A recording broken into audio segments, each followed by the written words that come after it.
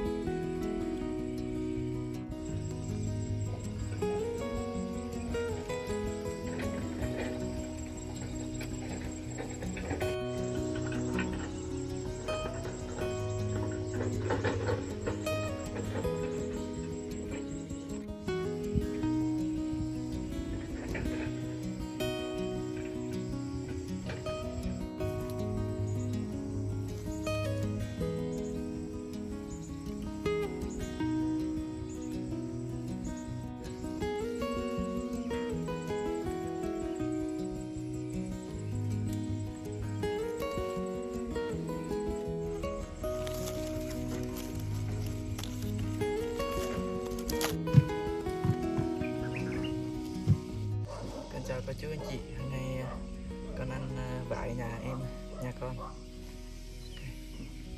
Vải nhà em thì có 2-3 cây chín đây mọi người ạ. Giờ em sẽ bóc ra một trái cho mọi người xem ha.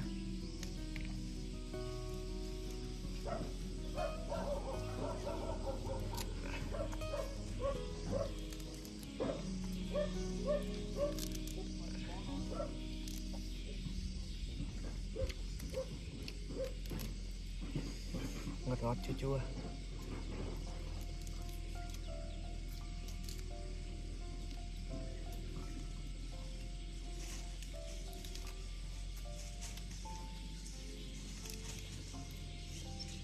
Đây mọi người ạ. Mời tất cả mọi người ăn quả với em nha.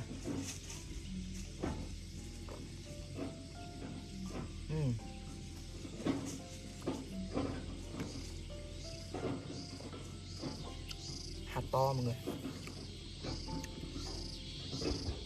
chua chua ngọt ngọt mọi người ạ.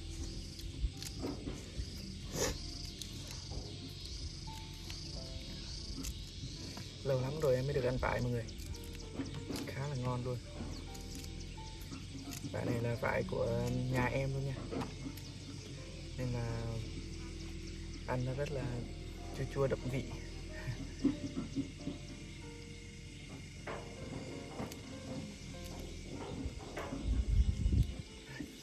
Mời tất cả mọi người nhé. Quả thứ hai nha, một phát luôn này.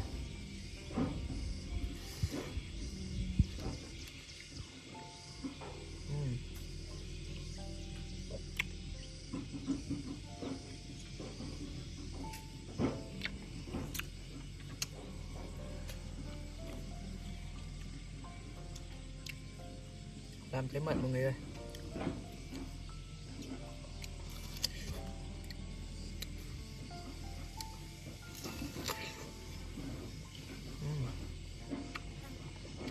Không nêm thêm muối mọi người ạ,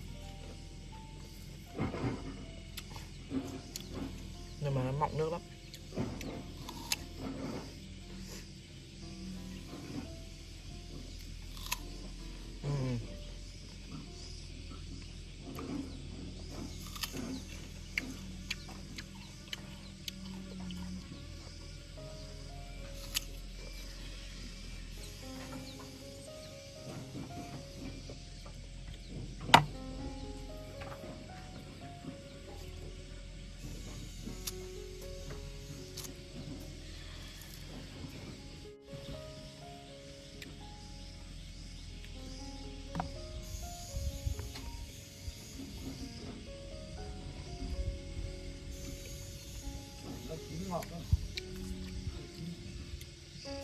Wow, mấy quả xanh xanh chua mọi người.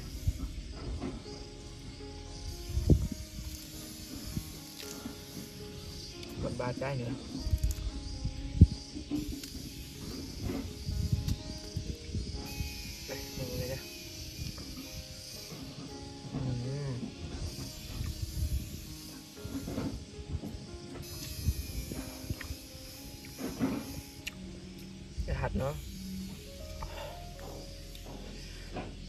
chua thật. Rồi còn 3 trái ăn nốt luôn.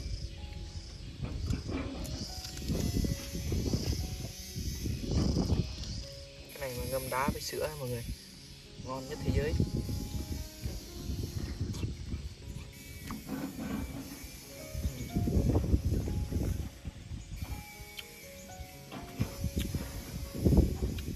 Ngon quá.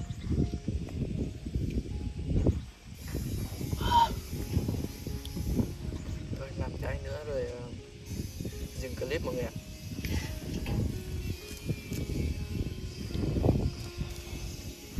Quá đùa. Trời thì sắp mưa đấy.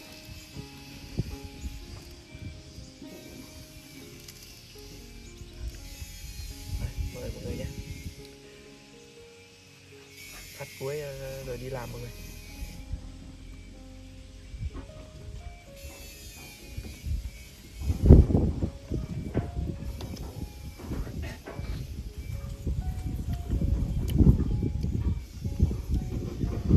Thôi video của em tới đây thôi mọi người. Giờ tạm biệt tất cả mọi người nha.